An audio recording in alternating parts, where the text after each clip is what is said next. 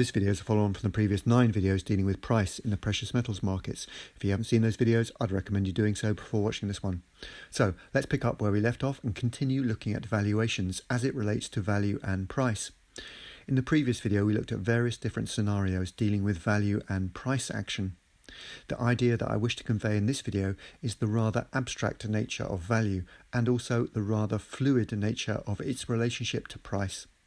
At this juncture, I wish to make a distinction between value and price. They are, in my opinion, distinct entities. These entities coexist and there is a relationship between them, but their relationship is by no means a straightforward one. The difference between price and value can be demonstrated by considering the property market. The price of a property can change depending on many factors: the location of the property, the size of the property, the general state of the property, the state of the local market, the state of the wider economy, etc. A whole host of circumstances will affect the price. We are all aware that if you want to sell a house, the normal practice is to ask an estate agent, or in the US a realtor, to come and view the property, and then they make a determination as to its worth. The estate agent will give you a price in currency terms. This then is the valuation, but that is only what's termed the guide price. It's what the estate agent thinks the property is worth in currency terms. You will then probably discuss a price range with the estate agent, giving them an idea of the lowest price you're prepared to go to. You agree a final figure.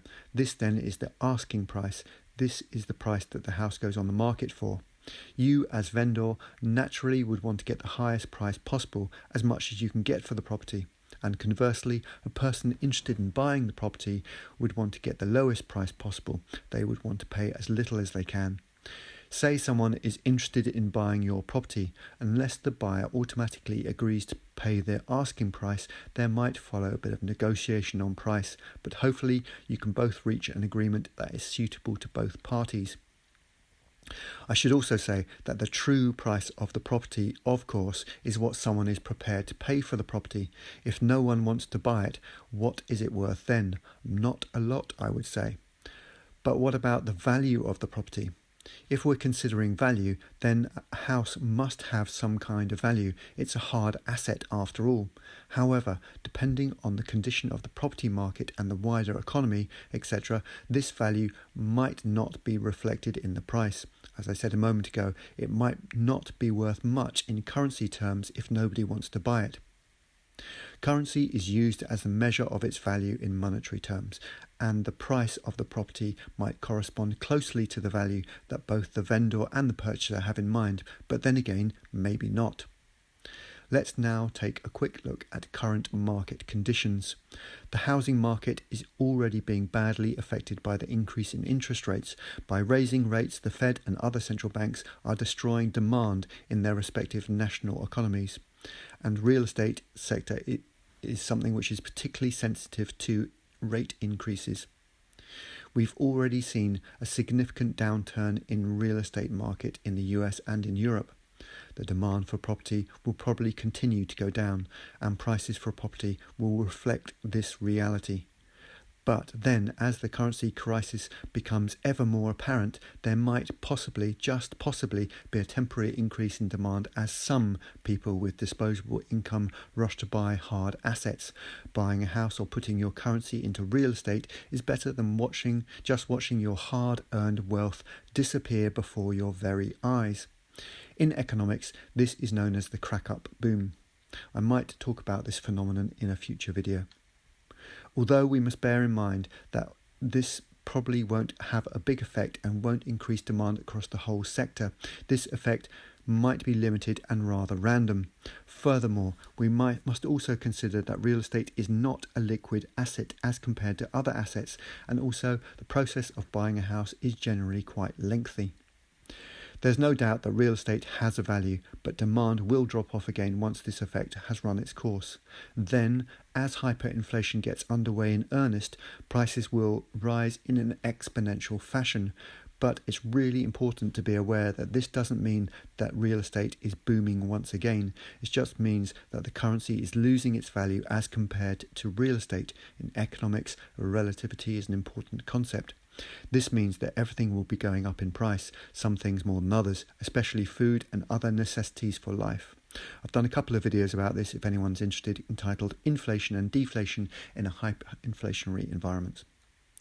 By the way, this period, sometime during the hyperinflationary event, would be best time to buy a house, provided you possess precious metals. This is when the precious metals should show their true value in terms of purchasing power, especially as compared to currencies. As a real-world example of what I'm talking about, apparently in Weimar, Germany, during the hyperinflationary event circa 1923, a house in Berlin could be bought for a small amount of gold. It's my intention to take advantage of this situation. Where there is crisis, there's also opportunity. It could be said that I'm profiting from other people's ignorance, and this would be a fair accusation to make towards me. I do feel sorry for those people who will be forced to sell. I wish to say that I wouldn't want to deprive someone of their primary place of residence.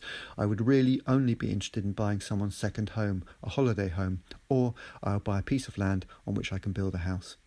At least they would be getting precious metals in return, something of real value and not crappy currencies. In my defence, I should say that I've been researching this stuff for over a decade. I've personally gone through a lot of shit in order to position myself to benefit from the coming crisis. So I hope that I can be rewarded for my forethought and my efforts. Moreover, everyone with access to the internet has had the chance to do their own research. They could have seen the same information that I've seen. People should have made themselves aware of the situation with regard to the economy, etc., and positioned themselves accordingly. Another thing which might count in my favour is the fact that I've been trying to raise awareness about the state we're in. I've shared this information for anyone who's cared to listen. I've also put a lot of time and effort into producing these videos. But perhaps these arguments are just spurious, and I'm just another callous, uncaring arsehole. Moving on. Back to real estate. There's no doubt that real estate has a value, but changes in price have to reflect the market conditions. We must bear in mind that a house doesn't necessarily change. The homeowner can, of course, make alterations, but that notwithstanding. I hope that this video and the previous video have been able to convey the rather abstract nature of value and the rather fluid nature of its relationship to price. Before I finish, I just wish to say something about the notion of sentimental value. All that I've said does not account for sentimental value. Someone might think of an object as having value, whereas another person wouldn't think of the same object in the same way. Really, though, sentimental value is something rather subjective in nature, and so need not really be part of our reckoning. I split this topic into a number of videos, so there's another however many to follow. In the next video, I'll focus on inflation. Wise up and rise up.